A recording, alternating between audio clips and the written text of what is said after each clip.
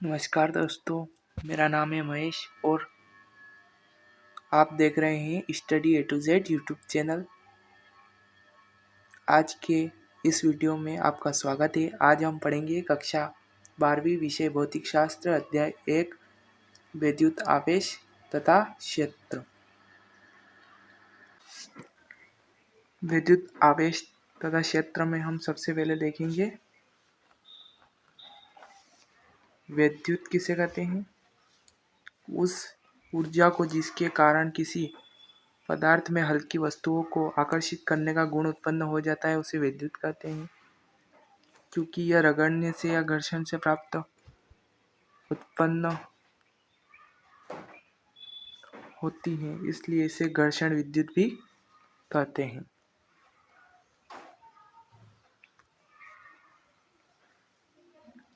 Next है विद्युन्मय।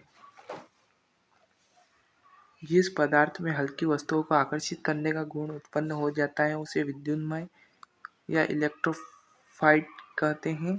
किसी पदार्थ को विद्युन्मय हो जाने पर यह कहा जा सकता है कि पदार्थ ने आवेश ग्रहण कर लिया है, अतः विद्युन्मय पदार्थ को आवेशित पदार्थ भी कहते हैं।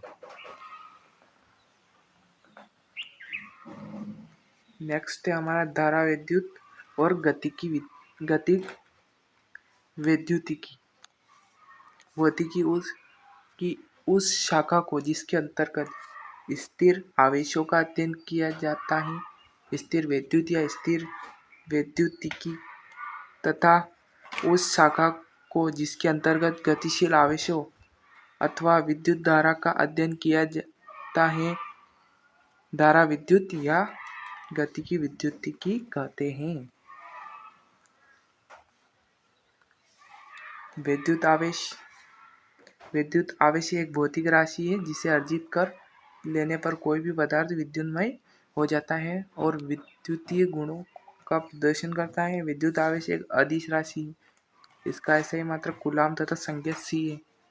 इसका विमीय सूत्र MLT की पावर 0 A है। इसे केवल ए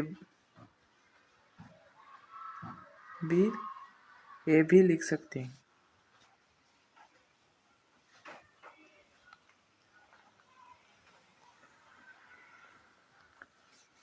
अमेरिकी वैज्ञानिक बेंजामिन फ्रैंकलिन ने 1706 से 1790 ईस्वी में कांचाप आवेश को धनावेश तथा रेडिनीय आवेश को ऋणावेश कहा था। आवेश के नामकरण की यह परिपाटी आज भी प्रचलित है। इस प्रकार के दो आवेश होते हैं। धनावेश कांच की छड़ और रेशम के कपड़े को रगड़ने पर कांच की छड़ में उत्पन्न आवेश को धनावेश कहते हैं और ऋणावेश एबोनाइट की छड़ को ऊनी कपड़े या बिल्ली की खाल से रगड़ने पर एबोनाइट की छड़ में उत्पन्न आवेश को ऋणावेश कहते हैं। सजातीय आवेशों में प्रतिकर्षण होता है और विजातीय आवेशों में आकर्षण होता है। ये कुछ धनावेश तथा ऋणावेश के उदाहरण हैं। कांच की छड़, रेशम का कपड़ा, ऊनी वस्त्र, ऊनी कोट, ऊनी गलीचा, ये सब धनावेश। और रेशम का कपड़ा, एबोनाइट, एम्बर, रबर की छड़, ये सब, और प्लास्टिक सीट, रबर की जूते, ये सब ऋणावेशी थे। अब हम देखेंगे आवेश उत्पत्ति का इलेक्ट्रॉनिक सिद्धांत। इसमें सबसे महत्वपूर्ण है घर्षण। घर्षण के दौरान इलेक्ट्रॉन बाह्य ऊर्जा प्राप्त कर अपने पदार्थ को छोड़कर दूसरे पदार्थ के इलेक्ट्रॉन से जुड़ जाता है, जैसा कि आपको चित्र में दिखाया गया है। इन दोनों के बीच घर्षण हुआ तो इसका बाह्य इलेक्ट्रॉन इस कक्षक को छोड़कर इस कक्षक में प्रवेश करता है। इस प्रकार से ये किसके कारण होता है? घर्षण के कारण। हम जानते हैं कि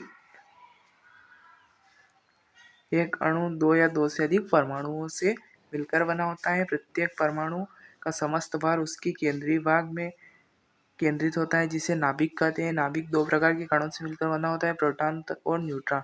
प्रोटॉनों में धनावेश जबकि न्यूट्रॉनों में कोई किसी प्रकार का आवेश नहीं होता है।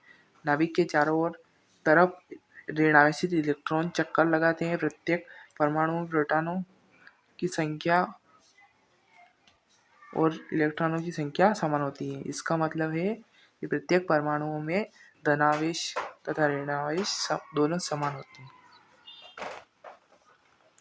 अतः यही कारण है कि परमाणु दो विपरीत प्रकार के आवेशित कणों के विद्यमान होने के बावजूद भी विद्युत रूपेण उदासीन होता है।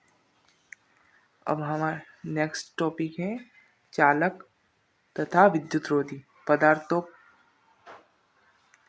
को विद्युत आवेश की गति के आधार पर तीन वर्गों में बांटा जा सकता है। फर्स्ट है चालक। जो पदार्थ अपने में से विद्युत आवेश को बहने देते हैं उन्हें चालक, जैसे कि चांदी आवेश का सर्वोत्तम चालक है। धातुएं, पृथ्वी, मानव तथा जंतु शरीर चालक हैं के उदाहरण हैं। चालकों में मुक्त इलेक्ट्रॉन की संख्या अत्यधिक होती है। ये मुक्त इलेक्ट्रॉन चालक के अंदर गति करने के लिए स्वतंत्र होते हैं। नेक्स्ट है विद्युतरोधी।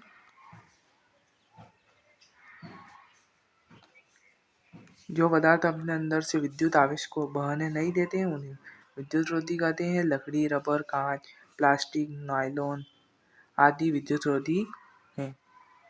विद्युतरोधी में मुक्त इलेक्ट्रॉनों का अभाव रहता है।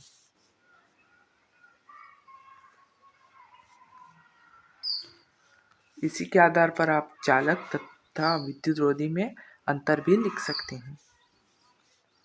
अब हम पढ़ेंगे अर्धचालक। अर्धचालक उन पदार्थों को कहते हैं जिनकी चालकता चालक और विद्युतरोधक के बीच की होती है। ताप बढ़ाने पर अर्धचालकों की चालकता बढ़ जाती है जबकि चालकों की चालकता घट जाती है। सिलिकॉन, जर्मेनियम आदि अर्धचालक के उदाहरण हैं। नेक्स्ट टॉपिक है भूसंपर्कण। यदि किसी आवेशित पदार्थ को पृथ्वी से किसी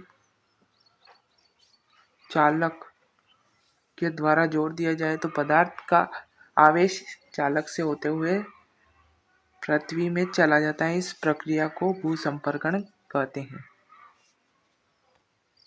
इसी के ऊपर बहुत सारे क्वेश्चन बनते हैं जो आपको अगले वीडियो में दिखाए जाएंगे। स्थिर विद्युत प्रेरण। जब किसी आवेशित छड़ को विद्युत रूपांतर स्टैंड पर रखे किसी अनावेशित चालक के पास लाया जाता है तो अनावेशित चालक के पास वाले सिरे पर विजातीय आवेश तथा दूरवर्ती सिरे पर सजातीय आवेश उत्पन्न हो जाता है। इस प्रक्रिया को आवेश का प्रेरण या स्थिर विद्युत प्रेरण भी कहते हैं।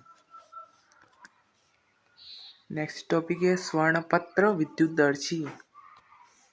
स्वर्णपत्र विद्युतदर्शी एक ऐसा उपकरण है जिसकी सहायता से किसी पदार्थ में आवेश की उत्पत्ति का संसूचन तथा उसकी ध्रुवता का पता लगाया जा सकता है।